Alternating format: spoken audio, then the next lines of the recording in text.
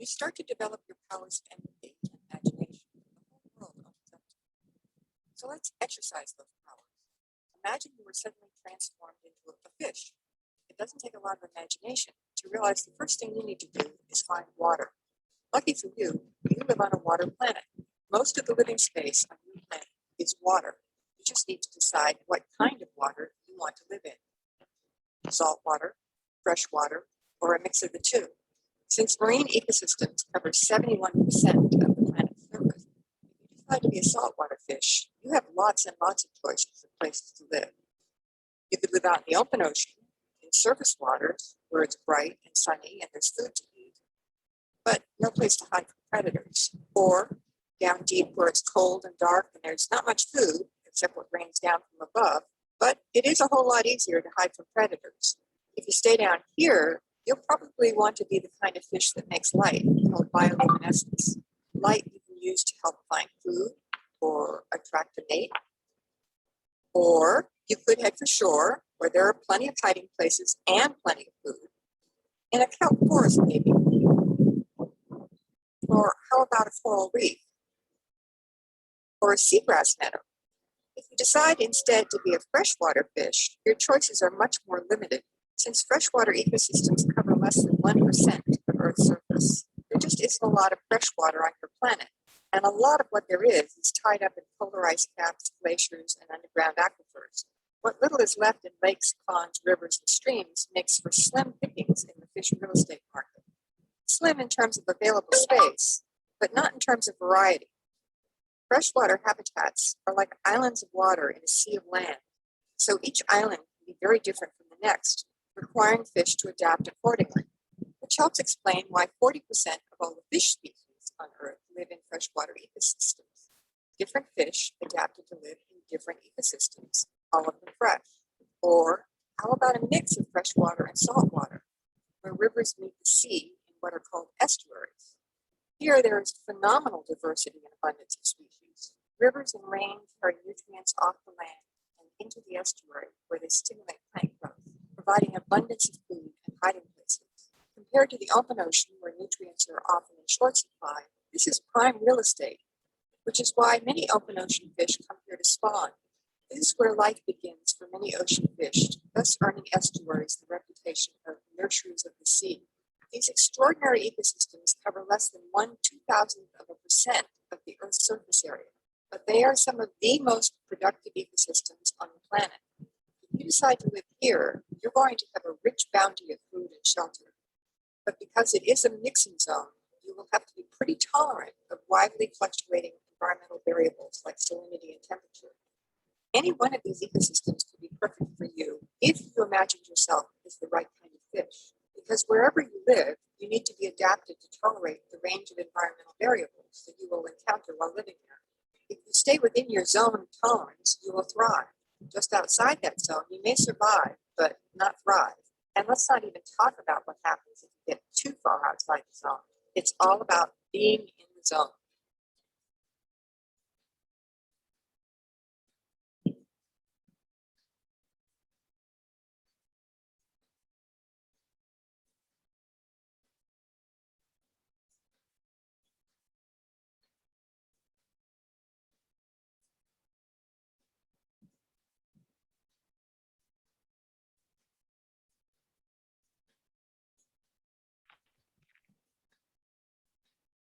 Hello. Good afternoon. Good afternoon, sir. Somebody said the audio was not audible. Is that true? Yes, sir, it was breaking. But the others could hear it, then it's your network.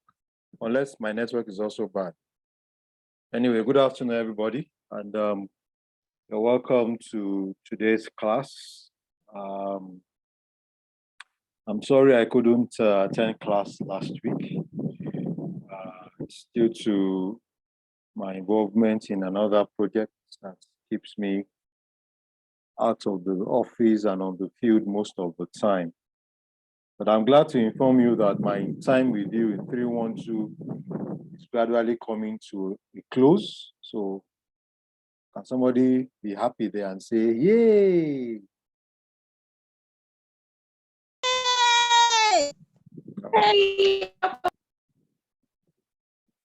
Okay. Okay, thank you. So hopefully by next week you will be free from Dr. Olajuibe, and then you can have the remaining part of the course with Dr. Falade. So I hope to cover whatever is left of my aspect of the course by next week. So we would also organize, I would organize a test for you, probably online. I'll see how that goes, maybe a quiz on the LMS so that you can do your, for at least continuous assessment. How many assignments have we done so far since we started? How many? How many assignments? Who wants to tell us?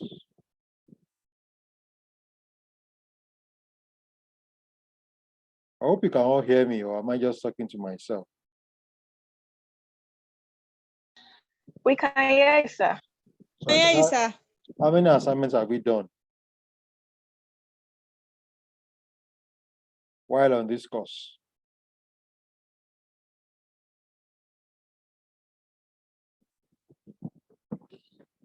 Okay, let's proceed. Since I can't get a response, we can as well proceed. Today we will be, I'll be introducing you to aquatic ecosystems. And those of you in aquaculture and fisheries management will agree with me at the end of the day that this is just an introductory class, because there is more to aquatic ecosystems than meets the eye. But so today, I would only be bringing you up to speed, and from what you saw in the video, as to bringing you, introducing you to the world of aquatic animals and aquatic life, which as you go on in your training, you will learn more later on. So today we'll be discussing aquatic ecosystems. I saw Kolade raising his hand. Do you want to ask a question or you want to make a comment before we proceed? Kolade? Okay, let's proceed. Can't hear from me. I hope you can still hear me. Thumbs up if you can still hear me. Oh, my ever dependable Deborah is always there. So if Deborah can hear me, then I know I can proceed. So let's move on. Okay, Mary is also, okay, Mary, I can see your hand as well. Now, an aquatic ecosystem is a body of water, simply a body of water. And I was lucky to find this PowerPoint template, which I've used for development of these slides. And it's very beautiful. It's a community of organisms that depend on each other and depend on their environment, and they live together in the aquatic ecosystems. So you have both plants and animals that can exist in water bodies. And these animals, just as you have on terrestrial ecosystem, you also have trophic food chains and trophic food levels where animals and plants all depend on one another for survival. They also depend on abiotic components of their, like things like salinity, like access to sunlight for their survival. So you have two major types. You have the marine and the freshwater ecosystems, and both of them are delineated based on based on the level of salinity that you have in those water bodies. So you have this freshwater and marine ecosystems covering about 75% of the Earth's surface. So that means you have more water than you have land on planet Earth. They provide an array of ecosystem services. For example, they support some of the biogeochemical cycles like the water cycle. They support oxygen cycle. They play their role even in some of the cycles that occur with elements, nutrient exchange. They provide habitats for different organisms, and they can also be degraded. They can also be subjected to pollutants, just as you have with terrestrial ecosystems. So let's move on and look at what makes these particular systems unique and distinct. Aquatic ecosystems are basic. I mean, freshwater ecosystems are sites that have less than 1% salt concentration. So the animals and plants that live in this region are adjusted to very low salt content in the water and will not survive. Most of them will not survive in high water, high salt concentration sites like in oceans. And the types of freshwater biomes include swamp and marsh wetlands, ponds and lakes, you have streams, and you have rivers. Ponds and lakes are stationary most of the time. Swamps and the marsh have some level of flowing, water flowing in them, while streams and rivers are flowing water bodies. And this table here shows you the description of the different biomes or freshwater biomes and some of the type of aquatic organisms that you find there in terms of fish, in terms of plants, and the different plant forms that you can find in the different biomes. So let's quickly introduce ourselves to these biomes. Ponds and lakes. This range in size from few kilometers squared, a few meters to large thousands of kilometers squared. For example, a very large popular lake is the Lake Victoria that flows, Lake Victoria that exists between some countries in East Africa, parts of Kenya, parts of Tanzania, parts of Uganda. You have Lake Victoria there. It's a very large lake. And ponds are scattered across the earth surface. There are some that are seasonal, which would only last for a few months, what we call sessile pools, and they dry up during the dry season. And then when it rains, they are replenished again. And lakes may also exist for thousands of years. Another popular one that is close to us is Lake Chad. And I'm sure some of you would have heard of Lake Chad drying up. So if you don't protect lakes, they can actually dry up over time. Lakes, because they are not mobile, they have limited species diversity because of their isolation from other water sources. And you can divide them into 3 different zones, depending on the depth and the distance from the shoreline.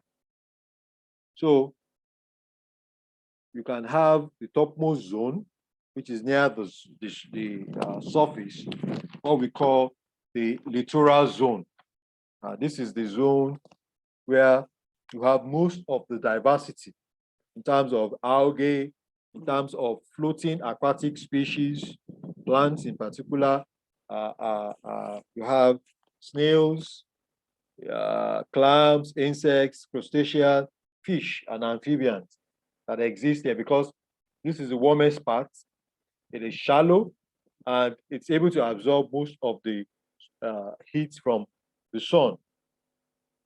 So you have a higher diversity of plants and animals, turtles, snakes, dogs that are able to live here because of the amount of sunlight that this region receives in the lake. And then you have the next zone, which is the limnetic zone. This is also well lighted, but not as much light as you have in the littoral zone. You have more of plankton, zoo, and phytoplankton in this region. And these zooplankton are very crucial in the food chain. They are like the primary producers in aquatic ecosystem. And they have a short lifespan because when they age, they decompose, and then that decomposed parts go to the lower parts of the water to supply organisms that live in deeper depths.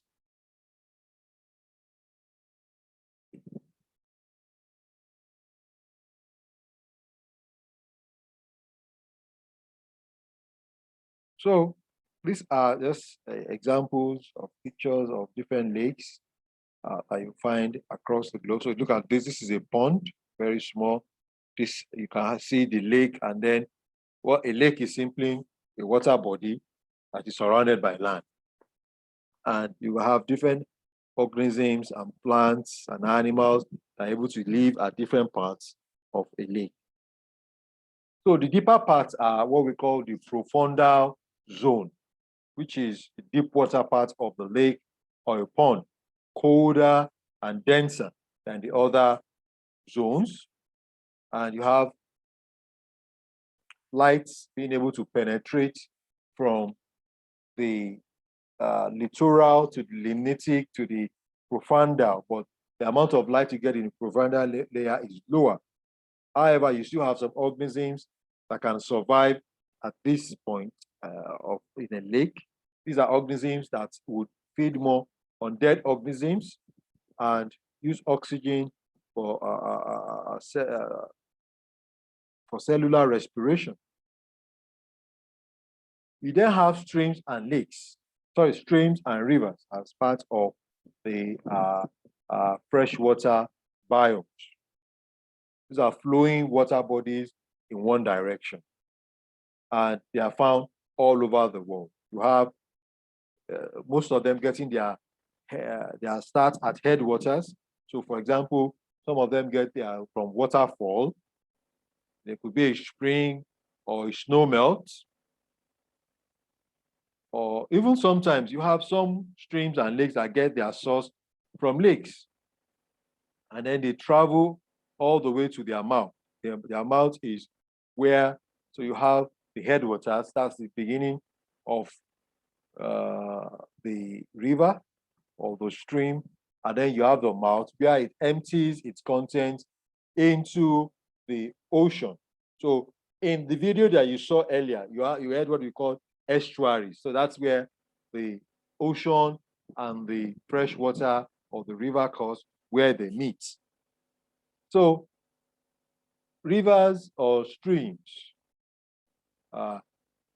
have varying characteristics as they journey from the source to the mouth, where they empty into the ocean. And the temperatures would vary along any river or stream course. The water is clearer, has higher oxygen levels, and you have a lot of freshwater fish, freshwater organisms that are able to survive in flowing streams and rivers.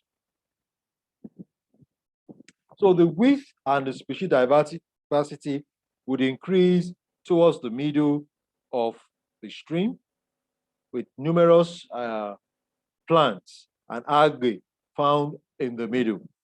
Then as you move towards the mouth, because you are moving towards the water body, and from the video you saw, you have a mixture. So the water of fresh water and saline water.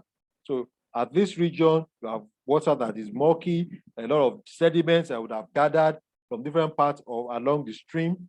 And there's this decreasing light penetration as this water moves on. So that's why you have a high deposit of organic material in this particular region towards the mouth as it empties into the ocean. And then for wetlands, these are areas of standing water that support aquatic plants. They are marshland, swampland, bogs. in some plant climes. Plants in this region are adapted to moist and humid conditions, and these plants are called hydrophytes. These are, you have examples like the pond lilies, cattails, sedges, and a lot of mangrove species. So the mangrove region of Nigeria would be wetlands, what we call the Niger Delta today. Those are wetlands.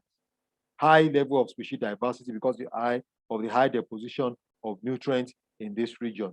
And then you have a high diversity of amphibians, reptiles, and birds in this region as well.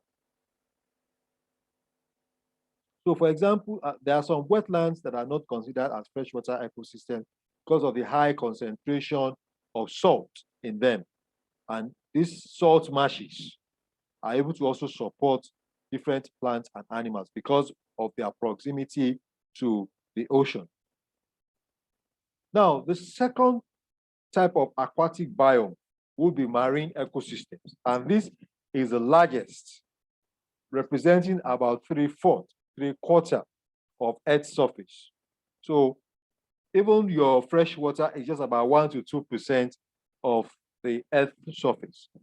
Most of what we have, the water we have, we can't drink it. It's actually ocean water, where you have oceans, coral reefs, and then you have estuaries as well. So marine algae supply most of the oxygen that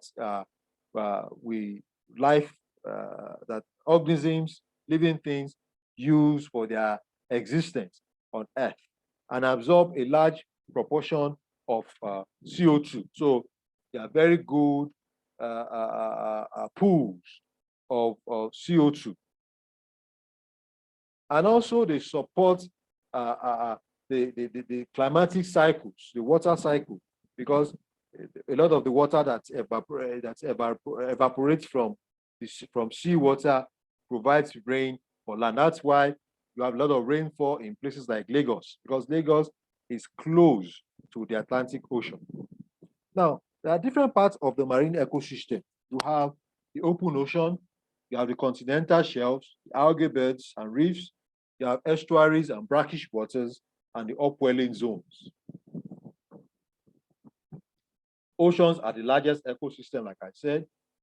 The intertidal zones are points where the ocean meets the land. So for example, for those of you who live in Lagos, you'd have heard of Bar Beach, you'd have heard of Alpha Beach, you'd have heard of Ellicott Beach. These beaches are actually what we call intertidal zones, where the land and the ocean meet. Then you have the pelagic zone. When you move further inward into the ocean, what we call the open ocean, and then the benthic zone is below the pelagic zone, but it does not include the deepest part of the ocean, what we call the abyssal zone.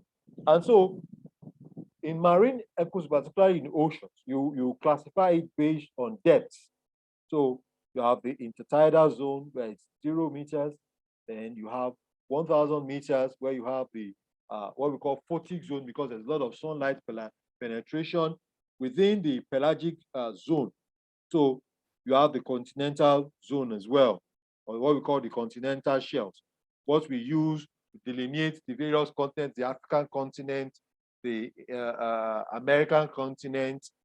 These are actually very important because that's where you have most of the ports. In Lagos, for example, you have the ports in the continental zone. Then you have as you go deeper into the water, you have about 3,000 meters below, you have the benthic environment, where there is still some level of light penetration, but not as high as what you have in the pelagic zone. And then below that, deep down, that's around 7,000 to 9,000 meters into the ocean, you have the abyssal zone, where there's very little light penetration, or what we call the aphotic zone, meaning little or no light zone. So the life in the different zones in the ocean depend on the temperature of the water, the depth, and available sunlight that these regions receive. That's what determines the kind of organisms, the kind of animals and plants you find in this region. Now, so I've already explained the different zones you have in the ocean, and there's a high level of diversity in terms of species of animals that you find in the different zones or regions in the ocean.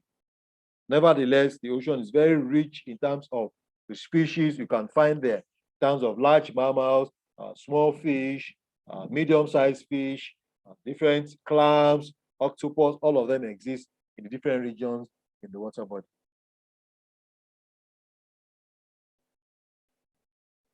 So the area of darkness, what I call the aquatic zone, receives very little light for photosynthesis, like what you have in the photic zone. So the organisms that live there will have to find ways of generating their own food. That's the primary concern. So that's where chemosynthesis can then occur in this region. I've explained the different regions that you have in the ocean.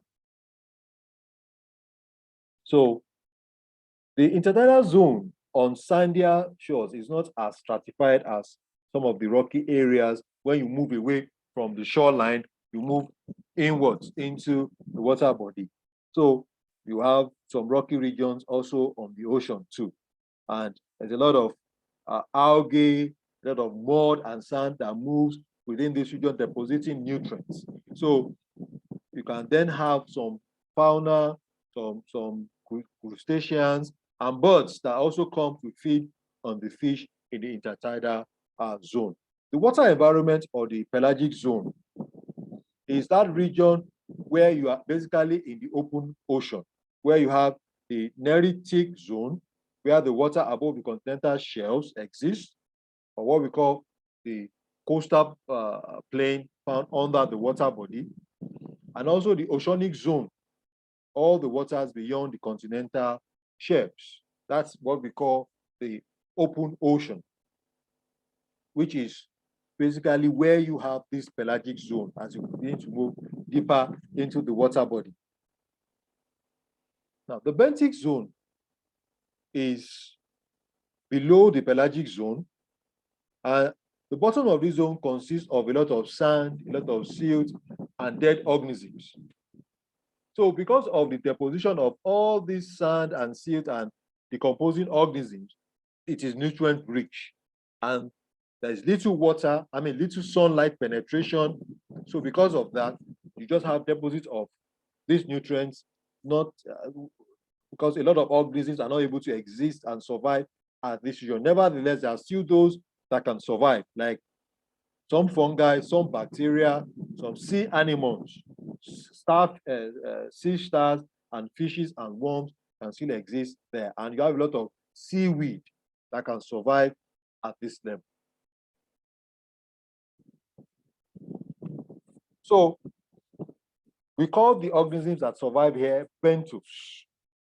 We can group them into macrobenthos, which are larger than 1 millimeter in size, and micro benthos, smaller than 1 millimeter in size. So you have starfish, you have mussels, diatoms, and bacteria, a variety of organisms that can exist and survive in this region, despite the fact that they get little solar radiation at this point. The deepest part of the ocean, the deep ocean, is the abyssal zone, and that's where a lot of chemosynthesis occur. Bacteria that can, there's a lot of hydrogen sulfide in this region, and so because of you also have what we call the hydrothermal vents in this region because of the mid-ocean ridges. So there's something what we call below the ocean, we call them the tectonic plates. In between these tectonic plates, you have what we call hydrothermal vents. So temperatures here can also rise along the hydrothermal vents. Even though generally the ocean in this region is very cold, but along the hydrothermal vent, you have some release of heat in those regions in the abyssal zone. Another type of ecosystem that you have in the marine biome is what we call coral reefs, which are warm, shallow waters that you find widely distributed around various ocean bodies. So you can find them like barriers, what we call barriers along continents. So, for example, there's a place called the Great Barrier Reef of Australia, where you have unique organisms existing there. You have what we call fringe islands. You have atolls too, which are ring-shaped reefs or islands or chain of islands found or formed of corals. And corals consist of coral reefs are dominated by corals, which are a combination of algae and some tissue of animal polyps. So in zoo, I think it's zoo 112, they would have probably shown you some of the corals that we have in these regions. You also have some fauna life there, like some invertebrates and some fish that are able to survive along coral reefs. These are examples of the different corals that you have existing around ocean. So you have the fringe, just look at the formation. So the fringing reef is on top of the ocean. The barrier reef has some part of it enmeshed in the water, and then the atoll reefs form like a ring of highlands within the ocean body. Then the estuaries are areas where freshwater streams or rivers merge with the ocean. Well, you have a mixing of salt water and fresh water to create a unique ecosystem of algae, of macroflora, and mangrove species. So different plant forms, from lower plant forms to higher plant forms of trees. But the trees there have roots that have what we call, that are able to breathe underwater. We call them breathing roots, or what we call pneumatophores. Then you have the upwelling.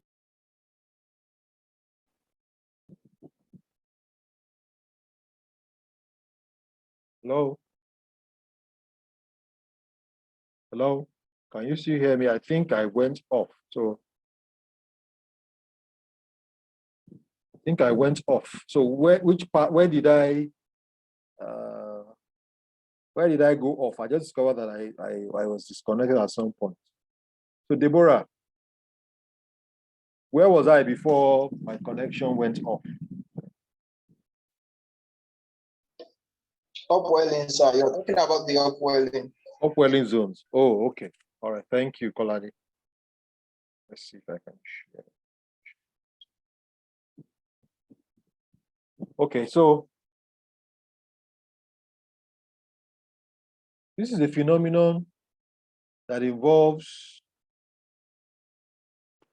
the wind-driven motion of dense, cooler, and nutrient-rich water towards the ocean surface and replacing the warmer, usually nutrient-depleted surface water. You all know that there's something we call waves and tidal movement of water. So upwelling currents allow, and this is related to the movement of the earth around the sun. So as wind move over water bodies, over the ocean, they carry nutrient-rich water towards the ocean surface, and then take warmer, nutrient-depleted surface water back. So there's a constant movement of water, of nutrients in between these different zones. And so there's increased availability of upwelling regions, resulting in higher level of primary productivity and fish production. Because of the movement of nutrients, you have a lot of nutrients, a lot of fish that go to these upwelling zones to feed. So there's a lot of fish predation going on there. And when when we even go to do offshore fishing, for example, they go to look for upwelling zones where you have a concentration of these fishes that are looking for nutrients and looking for food. So approximately 25% of global marine fish come from the 5 upwelling zones, which occupy about 5% of the total ocean area. So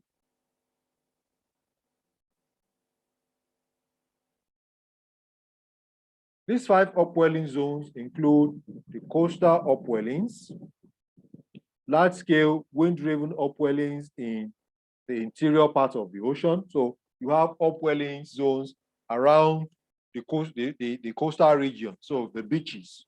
That's why when you go to the beach, you see water keeps moving back and forth, waves of water carrying nutrients and returning them, carrying sand, returning them back to the shore, up and down. So you have upwellings that are associated with eddies. Eddies are a phenomenon that you also have in the ocean.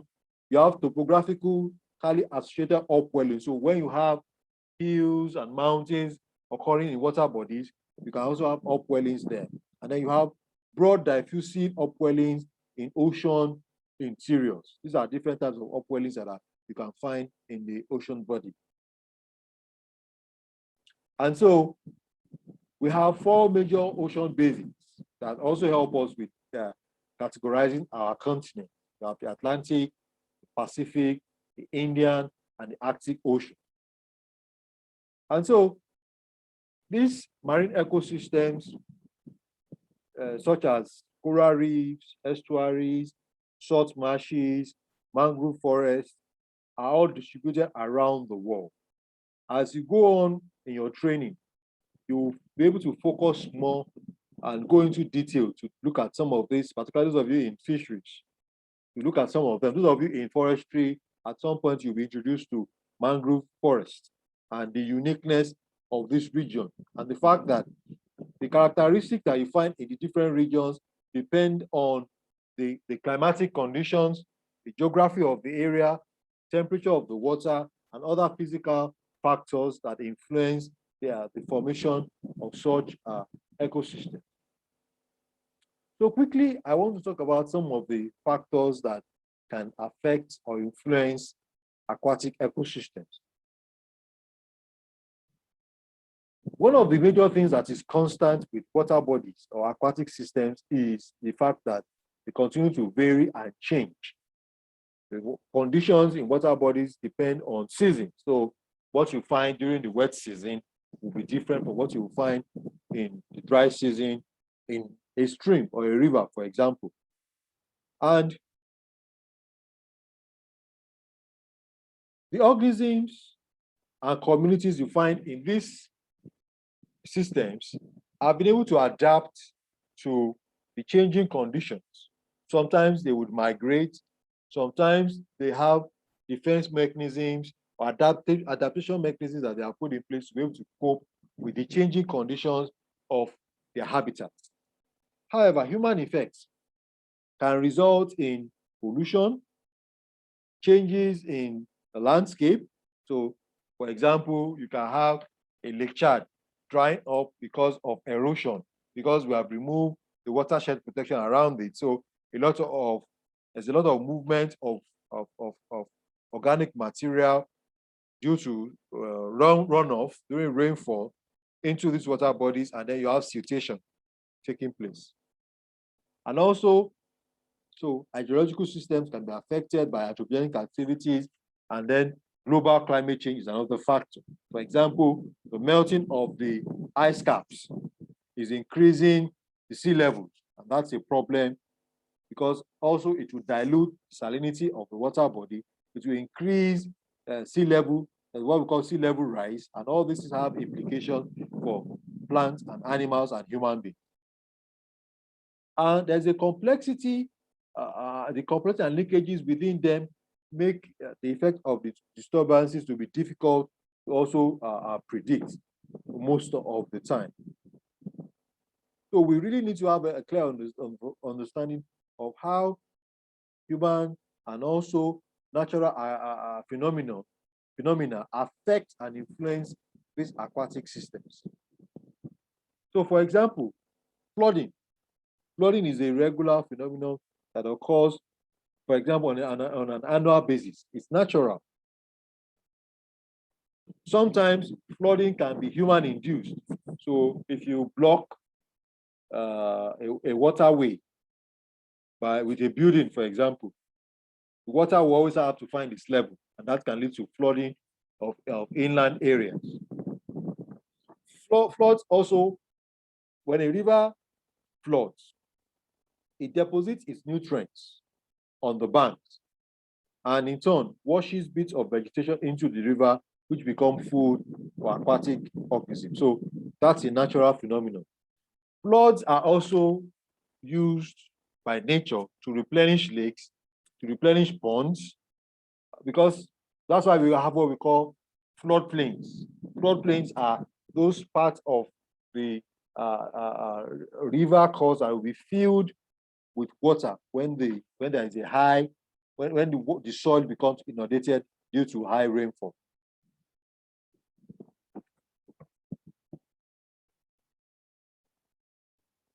And when you dam water bodies, you are creating an imbalance, and the water eventually will try to find its level. That's why you can have flooding events where dams become overflow and flow into the floodplain.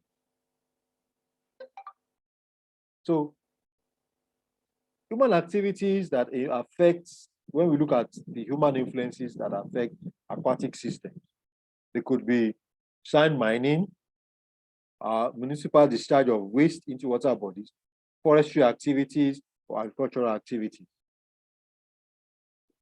So, and these activities can lead to things like bioaccumulation and biomagnification, where some of the contaminants that are on terrestrial land, terrestrial systems flow into the water bodies and then contaminate the fish.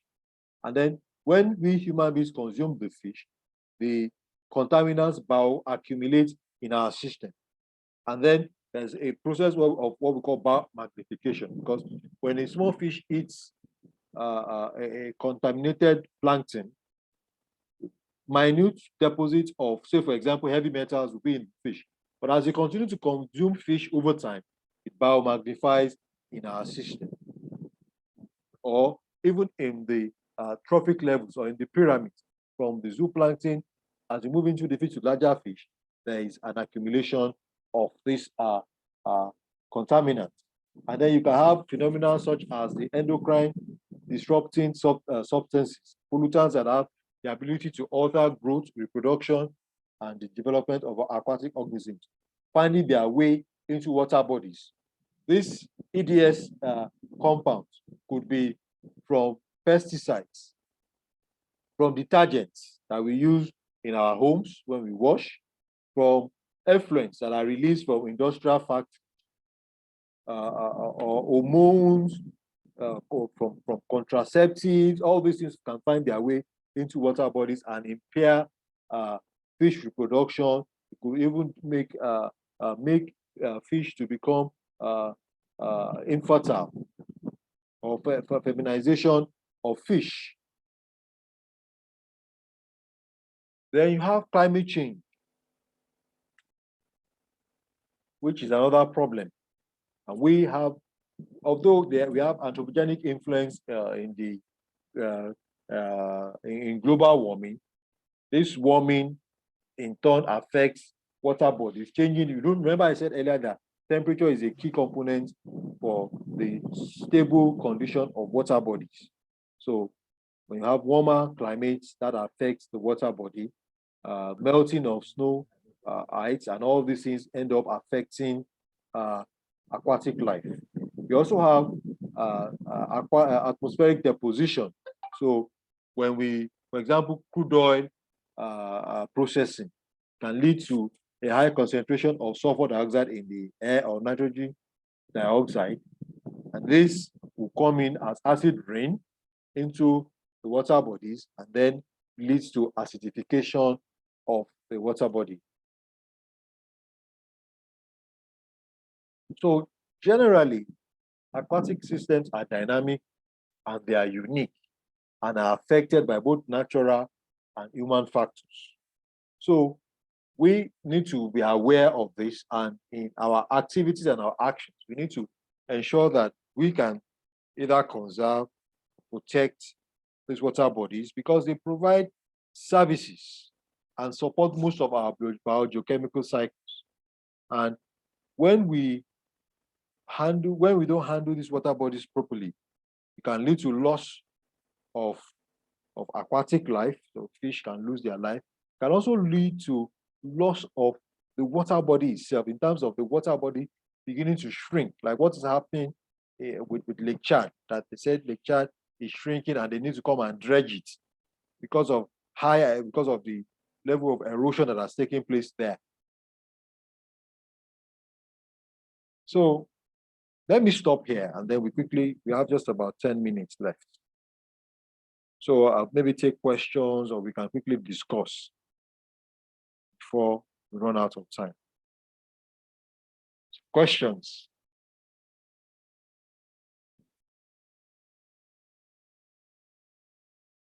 Okay. No question? Good.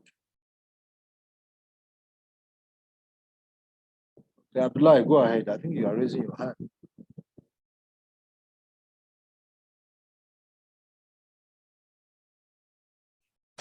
Olade, go ahead.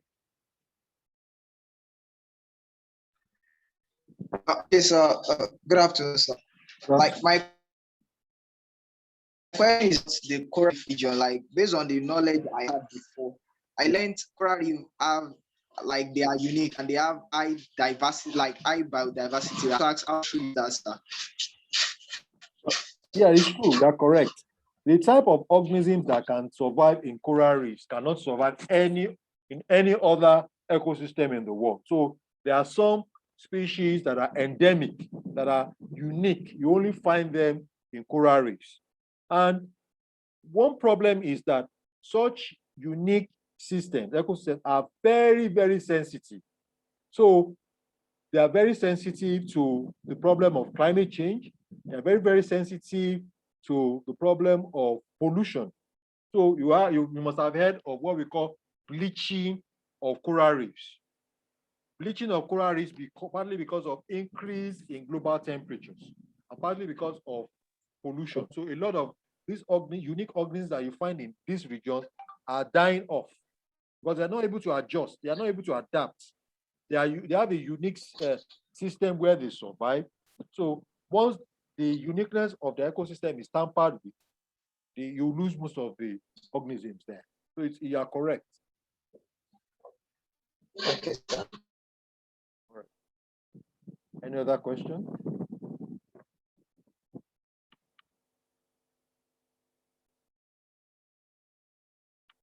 Okay, there are two things. It's either you understood what I said or you didn't understand what I was saying. So which one? If you understood what we've been discussing, can you give me a thumbs up? Thumbs up, please. Thumbs up. All right. No thumbs up. So Let me type it.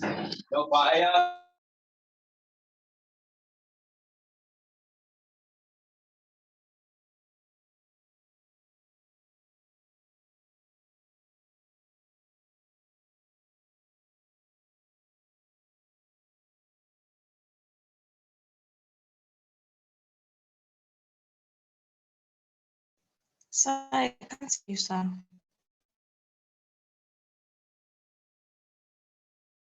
Sir, your mic is muted.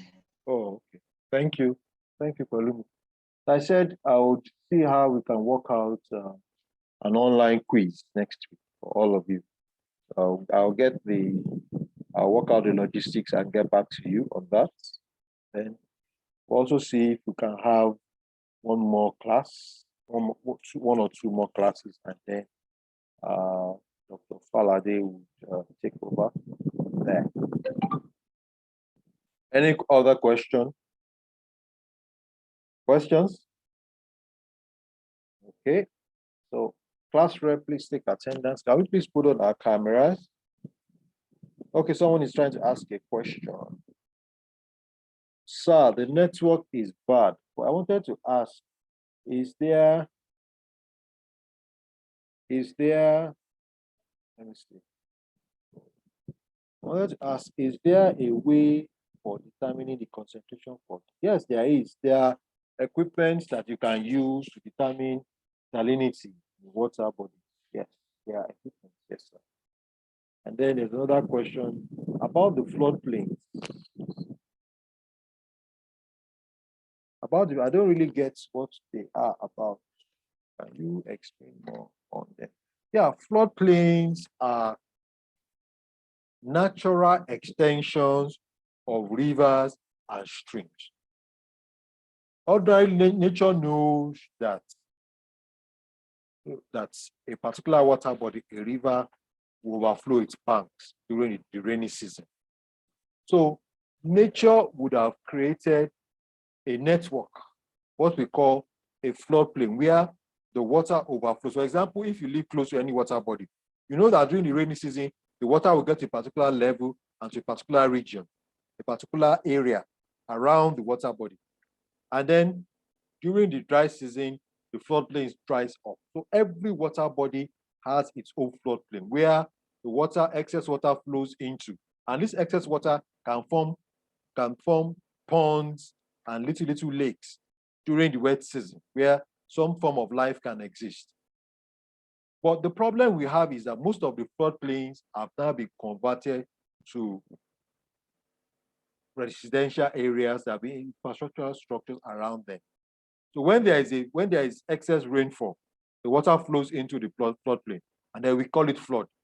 Whereas that's actually the original floodplain of that water, where the water is supposed to get to at the peak of the rainy season, where you have the highest water level. So for example, when you are traveling from Lagos, I remember I was growing up when what we call Aquatic estates today, on your way to Lagos, along the Lagos-Ibadan, that's where you have the first section of the Aquatic estate is actually the floodplain for the river. I can't remember the name of the river now, Askara. So during the rainy season, when it rains, the water overflows its bank into that region. When you come to Orogun here, there's a canal. You know that canal.